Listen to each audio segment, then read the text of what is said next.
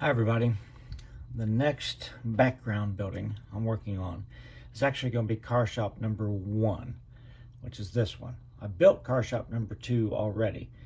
They're very similar buildings. You see the transfer table in between them. But car shop number 1 is bigger than car shop number 2, quite a bit. You can see it's quite a bit longer, and it's also quite a bit wider. It also has another building attached to it, which is the wood shop on the key that I have. There's another tiny little building attached to that. Now there's a ghost building on the sidewall. I'll show you a picture of that, and that has been torn down. But this and this are still there. Of course, this is a 1960 picture, so all these buildings here are now gone. Something I want to point out is this little addition here, this little shed sticking out. The reason it's not there now, it was torn down, and that's going to affect my modeling of it. So let me show you what it looks like on the 1971 aerial photograph after all this stuff has been torn down. So here's 1971. You see all these buildings up here have been torn down. The roundhouse has been greatly downsized. Here's the car shop number 2. Here's car shop number 1 with the addition. But this little building is still there, the little shed or whatever. You can see the shadow of it there, and this little building over here. So they came back later and tore these down. I'm not sure when exactly they did it. I'll show you the pictures I took in 1985, and this is gone and this is gone. Here's a couple of pictures that I took in 1985. So I was mainly shooting the transfer table, but I got the big car shop number 1 in the background. What I want to point out is this is where the building was, and it's torn down. Look at the overhang on the roof. The overhang at one time has obviously been cut off straight across. It doesn't have that overhang there like it does on the rest of the building. So sometime between 71 and 85, they tore this down. I don't really have a good shot of the windows on this side. I'm assuming that it originally had windows just like it did on the other sides of it. I do have a sort of a distant shot, which I'll show you, that I didn't take. It looks like they enlarged a couple of the windows into doors, and that's how they accessed that room. But I'm going to model the rest of the windows as still there, and I'm going to model the ones that they made into doors. I'm going to model them as blocked up with concrete block, because now all these windows are blocked up with concrete block, 40 years later.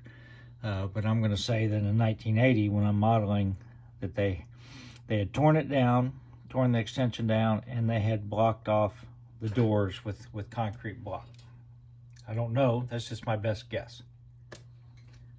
So this is the little ghost building that was still there in 1971, but they tore it down when they tore the addition down.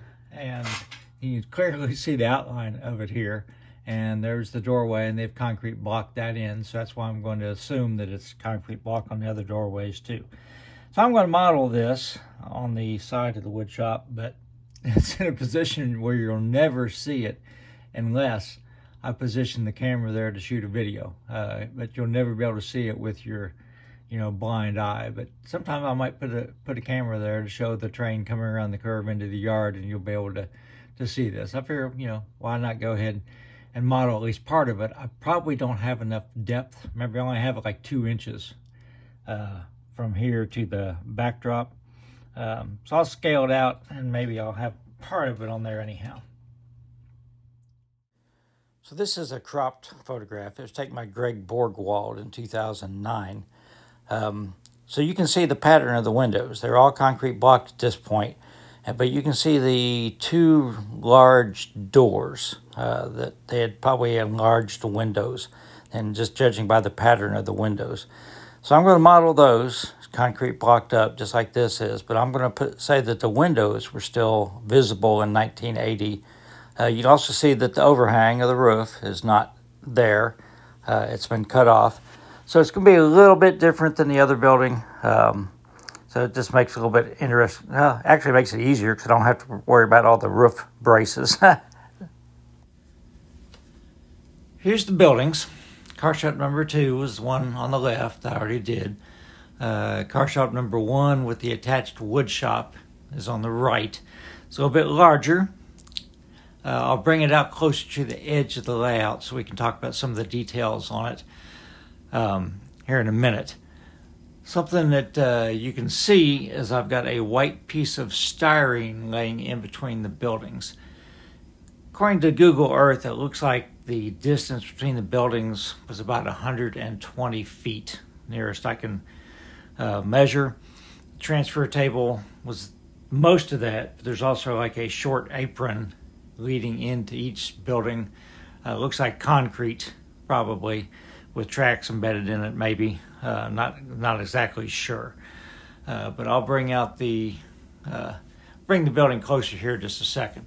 I do have some leeway as to where to place these buildings. However, because of the curved backdrop begins right there, I really need to keep it probably down this way. I could move it to the right a couple inches maybe, but that's probably going to be close to where it's going to be, which means I need to fill in this gap here with other background buildings. I am going to have a grade crossing in there and go to across the track so I can get to the roundhouse, things like that. But I'm going to have a lot of more buildings that the Arbens building is going to fill in most of that gap in there. So let me stop the video, move the camera, move the building out here close so we can talk about some of the details I can show you that I did on it. So the transfer table would be running in here.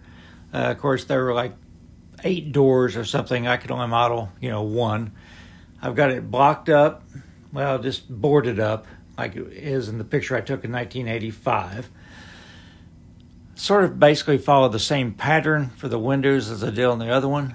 I had 3 windows and a larger gap, and so basically I cut this window out and a couple windows out here and a couple windows out here, and made concrete block doors, which is how they would have gotten to this extension that they had until sometime in the 70s.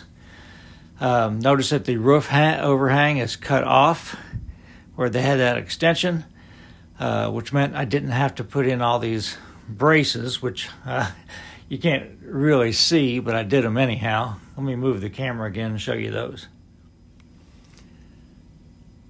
You can probably see them now. I've got these little styrene pieces glued in there, and they look pretty good when I'm looking down it from my angle, but look, from the camera angle, the way it looks down, it looks like they're sort of uneven, but they came out pretty well. They're sort of a pain to do, but glad I did them.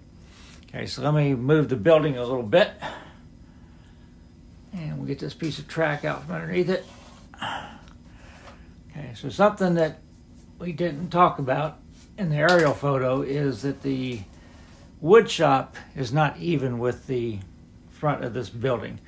It was actually set back about 6 feet or so, and the roof's tucked up underneath there.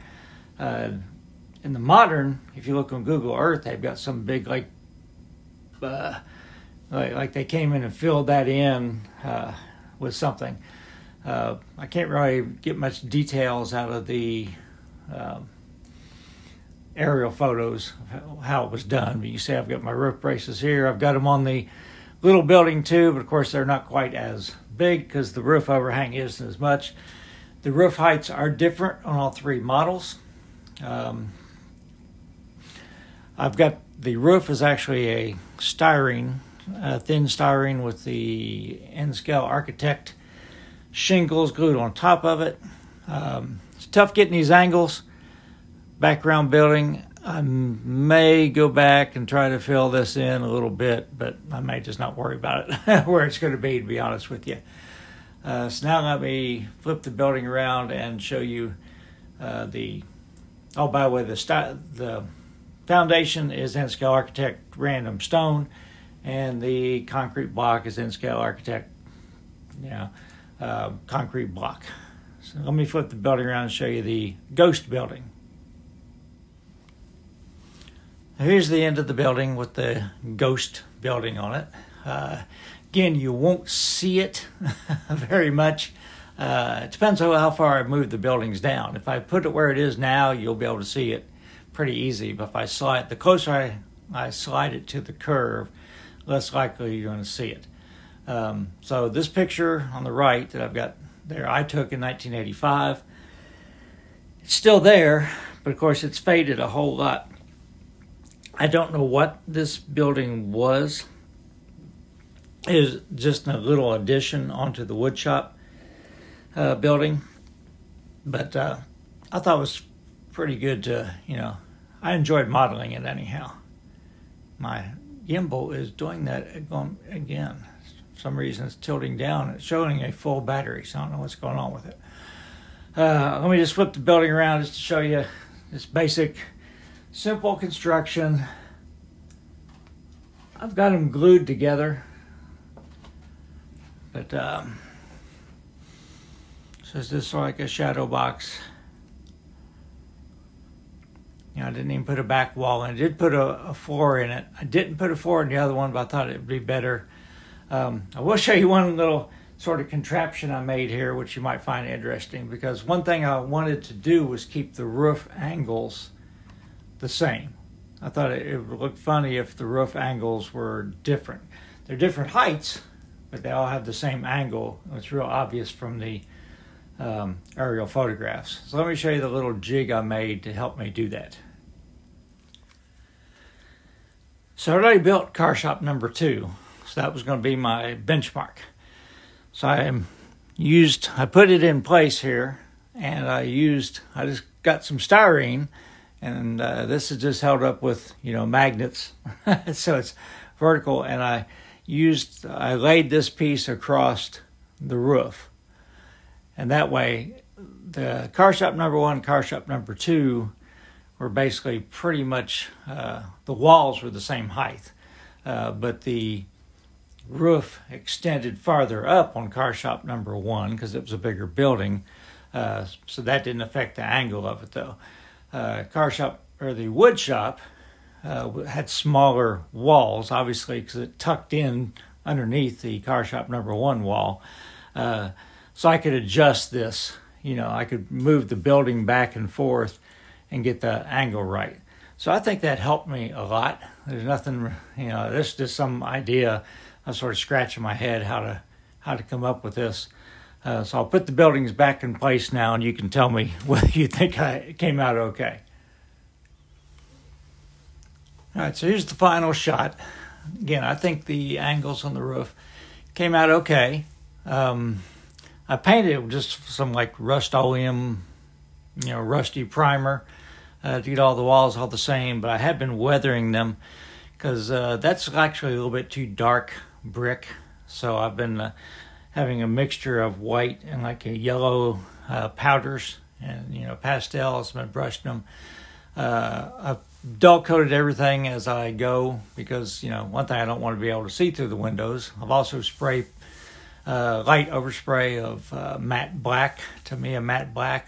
The roof is actually painted with a Mission Models. It's a color that's it says worn truck tires, I think is the name of it. And again, like I said, that's just the N-Scale Architect shingle material on top. So I think it's a pretty effective rendition. The windows aren't perfect, but they're pretty close match, as close match as I could get to the real buildings anyhow. Transfer table. I'm not going to model much of the transfer table. I do have like a picture here that I took. Again, it was all overgrown, hadn't been used obviously in quite a while. I took this in 1985. So I will have basically I'm thinking about an 80-foot long transfer table in between the two buildings with a 20-foot concrete apron in front of each building. And, just be a flat table. Doesn't look like it has any side railings on it or anything. and I'll have this control stand with obviously that electrical. That's where the motor housed to move the whole thing. I have one other picture.